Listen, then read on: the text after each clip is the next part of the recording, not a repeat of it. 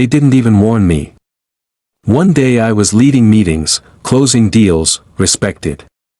The next, replaced by my boss's mistress. Yeah, you heard right. A woman who had no idea what we did, running my department. And what happened next? Pure chaos.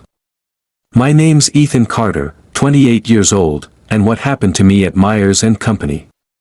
Consulting was nothing short of a nightmare. I had worked there for 5 years, giving everything I had to climb the ranks. From entry-level to a trusted senior consultant, I had built my career with sweat, dedication, and countless late nights. I thought my future at the company was set in stone. But everything came crashing down one day when I walked into a meeting, thinking it was just another day at the office. Instead, it was the day Richard Myers, the CEO, dropped a bombshell. I had been replaced. But here's the kicker, I wasn't being replaced by someone qualified, someone with more experience, or even someone from within the company.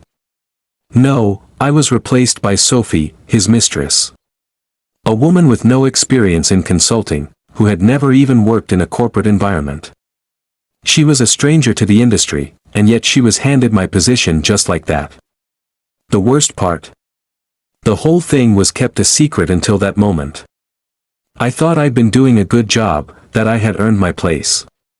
But instead, I was left standing there, shocked and betrayed, as Sophie took my seat at the table. And that was just the beginning of how everything spiraled out of control. So there I was, blindsided.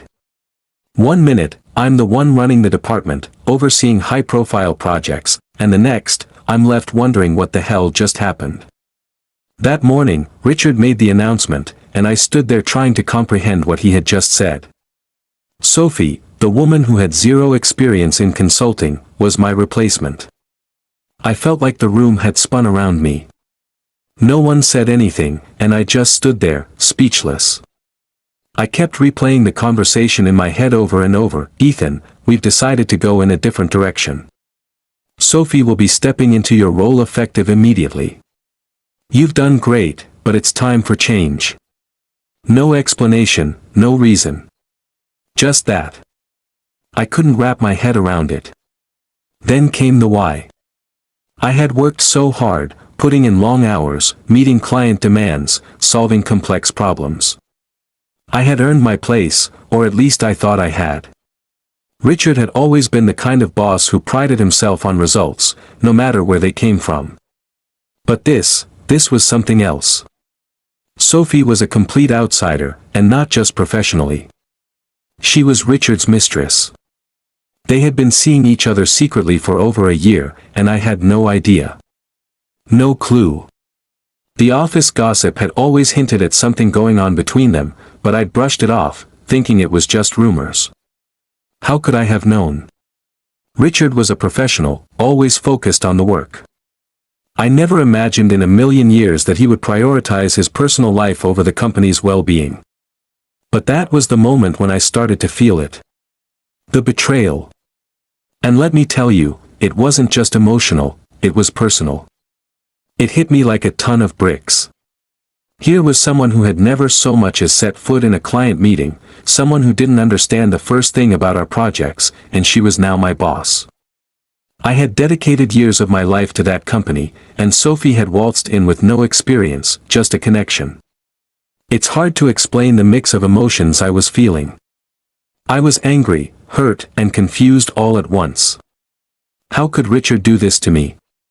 Why would he allow someone with no experience to take over my role, especially when I had given everything I had to make sure the department ran smoothly? But the challenges didn't stop there. The immediate aftermath of being replaced was just the beginning.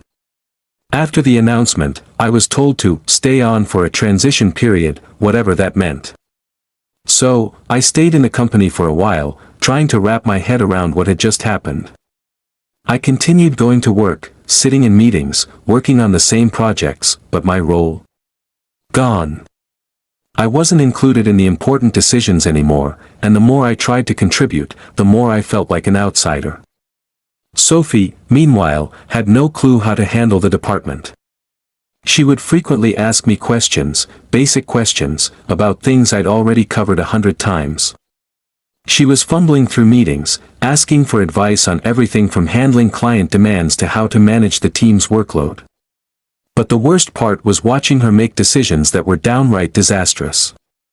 I remember one particular project we were working on for a major client. Sophie, having no understanding of the intricacies of the proposal we were preparing, decided to change everything, without consulting the team.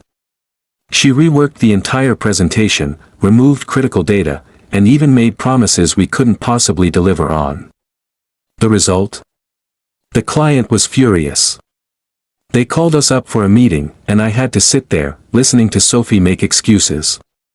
I could feel my stomach turning as I watched her unravel everything I had worked so hard to build. My colleagues were no better. Some of them tried to be supportive, but I could tell they were just as frustrated as I was. They were used to me leading the department, making tough decisions, and guiding them through the rough spots. With Sophie at the helm, they were lost. We were all lost. And let me tell you about the tension in the office. It was palpable. Every day felt like walking on eggshells. Everyone was waiting for the next mistake to be made. Sophie didn't know how to handle the pressure, and Richard's influence only seemed to make it worse. Every time Sophie would screw up, which was more often than not, she would call Richard, and he would swoop in, trying to fix things, but in a way that only made the problems worse. The team's morale started to plummet. The projects we had previously been proud of became a joke. We couldn't meet deadlines, clients started to drop off, and the once thriving department began to fall apart. I was being blamed for the mess, even though I wasn't in charge anymore. I tried to speak up. I tried to offer solutions, even though I wasn't technically the leader anymore. But every time I did, Sophie would dismiss my ideas, or worse, claim them as her own. The level of disrespect I felt was suffocating. The people who had once been my colleagues, the people I had worked with side by side, were now looking at me like I was the problem. The hardest part, honestly, was the betrayal. The feeling that Richard, someone I had trusted, had turned his back on me without a second thought. I had been loyal to the company, loyal to him, and in return, I was tossed aside for someone who had no clue about the work I had put in. It wasn't just the loss of my position that hurt, though. It was everything that followed. Sophie's incompetence quickly became evident, but nobody wanted to acknowledge it. Richard, blinded by his personal connection to her, refused to step in. Every day was a new disaster, and I could only watch helplessly from the sidelines. At first, it was small things, the way Sophie would mismanage the team's priorities or dismiss client feedback without a second thought. But soon, the cracks started showing on a much larger scale. I remember a particular situation with a client, Westbridge Solutions, one of our most lucrative contracts. The deal was in its final stages, and it was my team's job to finalize the proposal. I had spent weeks working on it, making sure every detail was perfect. I knew this was going to be a major win for the department. Sophie, however, didn't see it that way. When it was time to present the proposal to the client, she completely rewrote it without consulting any of us. She removed critical financial projections and glossed over the risks we had worked hard to outline. Her changes were so amateurish that I could see the disappointment in the client's eyes the second they read it. What's worse? Sophie didn't even realize the magnitude of what she had done. She sat there, smugly nodding as the client raised their concerns, unable to provide real answers. I could feel the heat rising in my face as I watched her try to talk her way out of the mess she'd made. And here's where the development of the situation really hit a nerve. As the mistakes piled up, I felt more and more alienated. The team was looking at me for answers, but I couldn't give them any. I wasn't in charge anymore. I was just a bystander in my own department, while Sophie made decision after disastrous decision. But no one could say anything. No one could speak up, not with Sophie so tightly linked to Richard. If I questioned her choices, I was seen as undermining her. If I pointed out where she was wrong, I was told to trust her judgment. The whole situation felt like a trap. I was stuck, watching the train wreck unfold, but unable to stop it. I'll never forget the day Sophie made a decision that nearly cost us a $2 million contract. She had misinterpreted a legal clause in the contract, and before anyone could catch the mistake, she signed off on it. The client's legal team caught it hours later, and the deal was almost scrapped. That's when I had enough. I had to do something. I went to Richard's office that day, trying to reason with him. I told him that the department was falling apart, that Sophie was in over her head, and that if we didn't intervene now, we might lose everything. Richard's response? He looked at me like I was the one causing the problem. He accused me of being bitter, of not accepting change. He told me that I needed to learn to respect Sophie's position, as if she had earned it. I was stunned. The fact that Richard refused to see the bigger picture, that he was letting his personal feelings cloud his judgment, was honestly the most disheartening part of this whole experience. He couldn't see that Sophie was not just ruining the department, she was ruining the company's reputation. She was careless with our clients, dismissive of the team's concerns, and in over her head with every decision she made. But what could I do? I was powerless. It felt like a nightmare I couldn't wake up from. The team started to lose faith in her, and in me, by association. My colleagues began avoiding me. I wasn't their boss anymore, and Sophie's incompetence was making them miserable. People who once respected me were now treating me like a relic of the past. I was no longer Ethan, the guy who led the team. I was Ethan, the guy who got replaced by a mistress.